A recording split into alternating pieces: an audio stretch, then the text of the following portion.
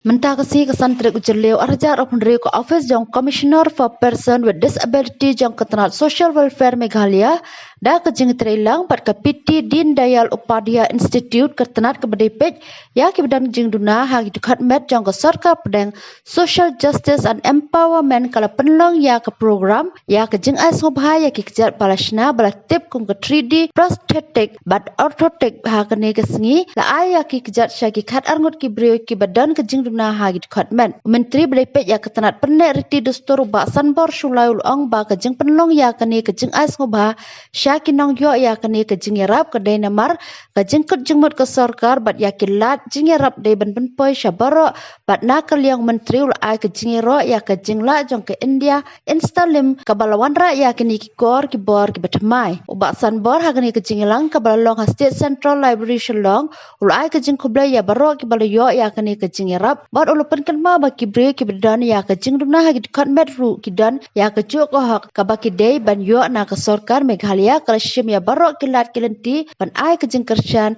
kum ka bai bam na ke bentak bedang peteng ya ke jing puli ke sorkar kadang hilek kumno ban penba ya ke rukam em na ke bentak bedan ya ke jingduna hagi dkhot met with disabilities Ministry of Social Justice and Empowerment Government of India and Installing India Private Limited. These programs reflects our collective commitment to empowering persons with disability. This through innovation, technology, and compassion service delivery. It demonstrates the impact that can be achieved when government institutions, professionals, and private innovators work together towards inclusion and accessibility. I would like also to acknowledge the contribution of Installing India Private Limited, a pioneer in advanced prosthetic technology.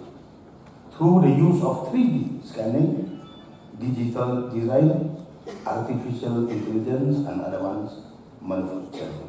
Installing is helping persons with disability regain mobility, independence, and confidence. Such innovations are making quality prosthetic care more affordable and accessible, especially in remote regions.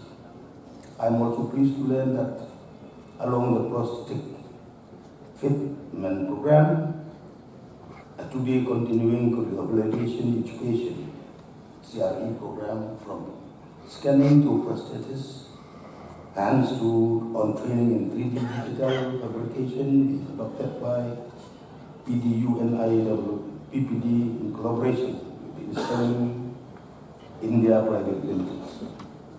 For prosthetic and orthotic professionals from across North-East India, this initiative will provide valuable exposure to the latest advancement in prosthetic technology, digital design, and rehabilitation practices.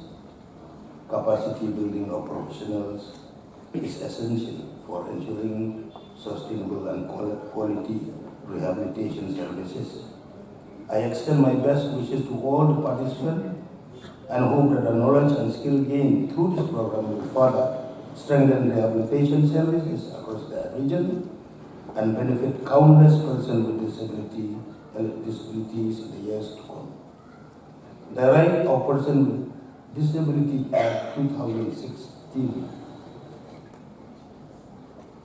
means these people, they have got the rights of persons with Disability Act, which has been enacted and passed in 2016, mark a significant step towards ensuring equality, dignity, and full participation of persons with disabilities in society. Guided by the vision, the government of India, the government of Meghalaya, continue to implement various schemes and programs aimed at empowerment, rehabilitation, and social inclusion.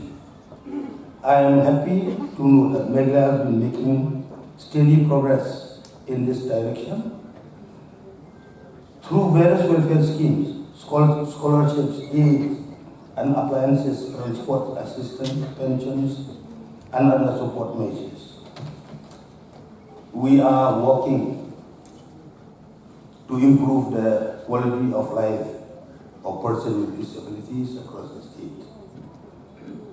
Accessible India campaign is also being actively implemented in the area.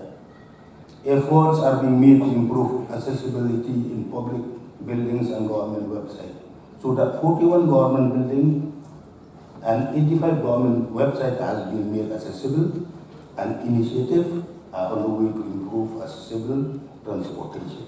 However, building an inclusive society is not the responsibility of the government alone.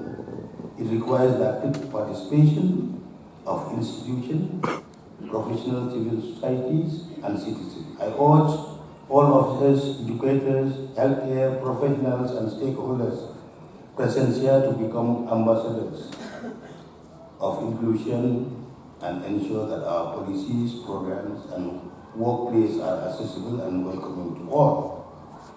As we gather here today, let us renew our commitment to building a society that leaves no one behind. Let us continue to embrace innovation, strengthen partnerships, and empower persons with disability to lead life with dignity, independence, and purpose.